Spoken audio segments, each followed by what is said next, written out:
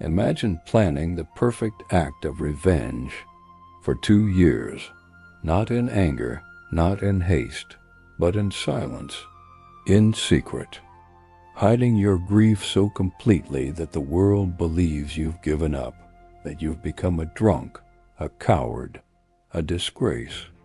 Now imagine doing that while carrying the weight of your dead master's honor on your shoulders. On the night of December 14th, 1702, 47 men moved through a snowstorm in Edo, Japan. Armed, focused, absolutely willing to die. They weren't soldiers on a mission from a general. They had no army behind them, no government approval. In fact, what they were about to do was illegal. But they didn't care, because 2 years earlier, the man they swore their lives to, their lord, their master, was ordered to die, and the man responsible, he was sleeping soundly, completely convinced he'd gotten away with it. He was wrong.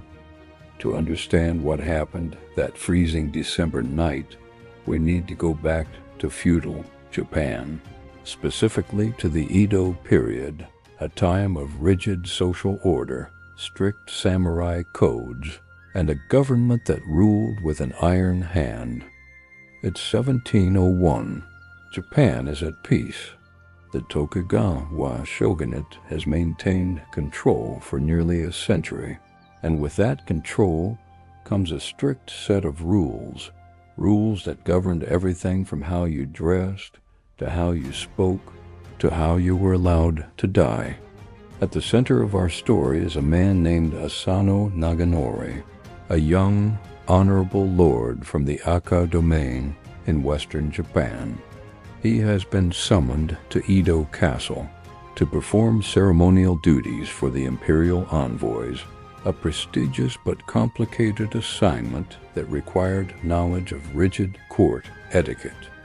To guide him through this, he was placed under the instruction of a powerful court official named Kira Yoshinaka, a man known as much for his arrogance as for his expertise.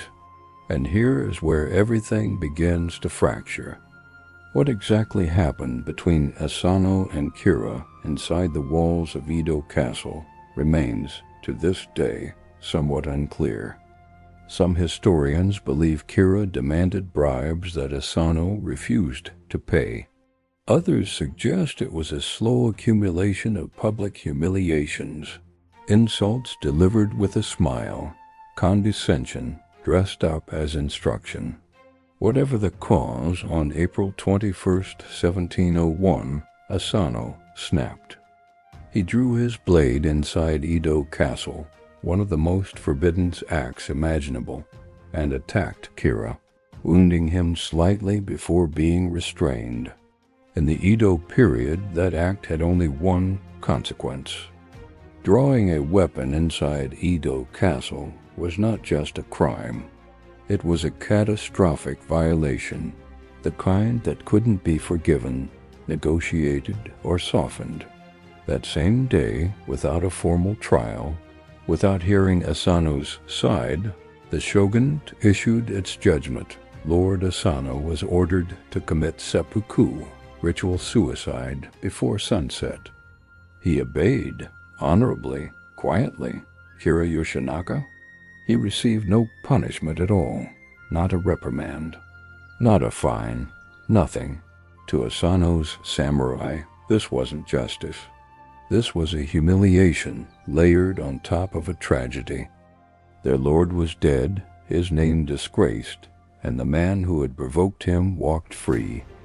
On top of that, the AKA domain was dissolved. The castle was seized. 300 samurai suddenly had no master, no income, and no purpose. They were now Ronin, masterless samurai, adrift in a society that had little respect for men without a lord. Now here is the tension at the absolute heart of this story. Samurai culture demanded loyalty, bushido, the way of the warrior, personal honor, service to your lord even beyond death. But the law of the Tokugawa shogunate strictly prohibited private vendettas. If you sought revenge outside of legal channels, you were a criminal, full stop. So what do you do when loyalty and law pull you in opposite directions? Most of Asano's former samurai faced reality and moved on, found new lords, new lives. But 47 of them made a different choice. A dangerous, deliberate, and irreversible choice. Leading this small, secret brotherhood was a man named Ōishi Yoshio, Asano's former chief retainer, and arguably one of the most brilliantly patient strategists in Japanese history. Ōishi understood something crucial. Kira was not a fool. He knew retaliation was possible. He had guards. He had informants. He was watching. So Ōishi did something extraordinary. He performed surrender. He moved to Kyoto. He visited tea houses and brothels. He drank publicly.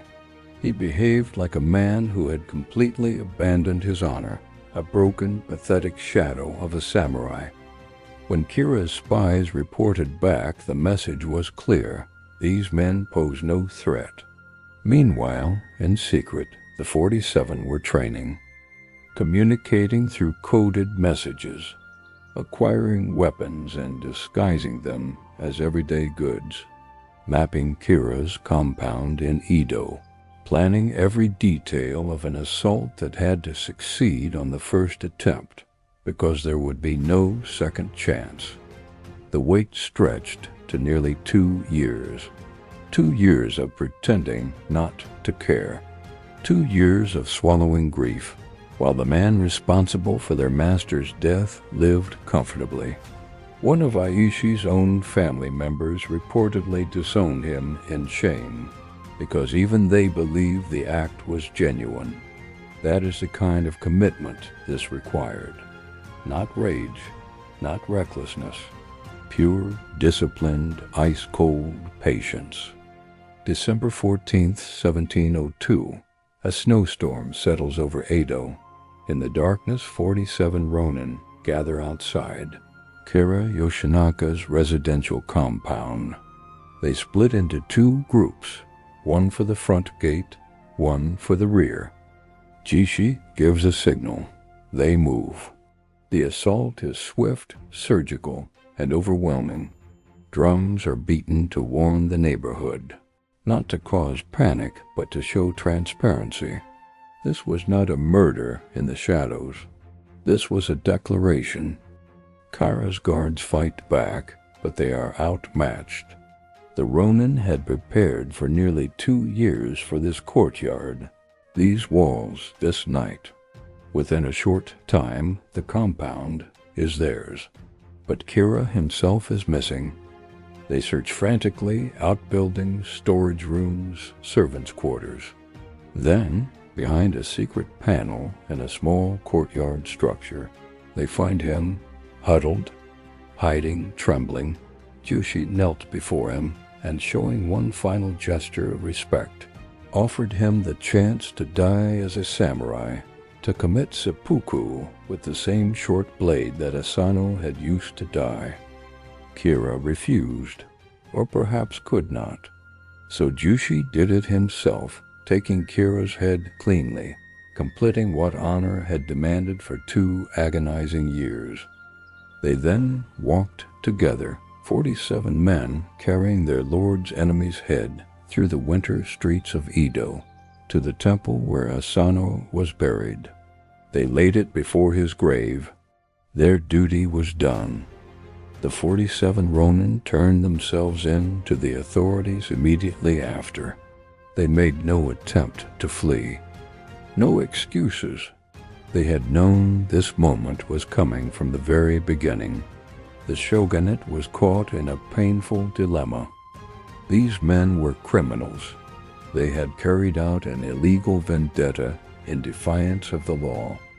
But they were also the embodiment of everything samurai culture claimed to admire: loyalty, discipline, courage, and sacrifice. After months of deliberation, the judgment came in February 1703. All 47 were ordered to commit seppuku. But crucially, they were not executed as criminals. They were permitted to die as samurai with full honor. They obeyed, every single one. They were buried together at Senga Chuji Temple in Edo, beside the grave of Lord Asano. That temple still exists today in modern Tokyo, and to this day people visit their graves, leaving incense, water, and quiet gratitude for men who died over 300 years ago. The story of the 47 Ronin is not really about revenge. It's about an impossible choice between the law of the state and the law of the soul, and 47 men who decided without hesitation which one mattered more. Here's the question I want to leave you with, and I genuinely want to know your answer in the comments below. Were the 47 Ronin heroes or criminals? They broke the law knowingly. They planned a killing in cold blood. But they did it for loyalty, for honor, and they paid with their lives willingly. Where do you stand? Drop your thoughts below. This is exactly the kind of debate that makes history worth talking about. If this story moved you even slightly, hit that like button. It genuinely helps this channel reach more people who love real, unfiltered history. Subscribe if you're new, because next time we're going into another story where loyalty, betrayal, and sacrifice collide. A story most history books don't tell the full truth about. The 47 Ronin chose death over dishonor. Next time, we'll meet someone who chose something far more complicated. Stay with us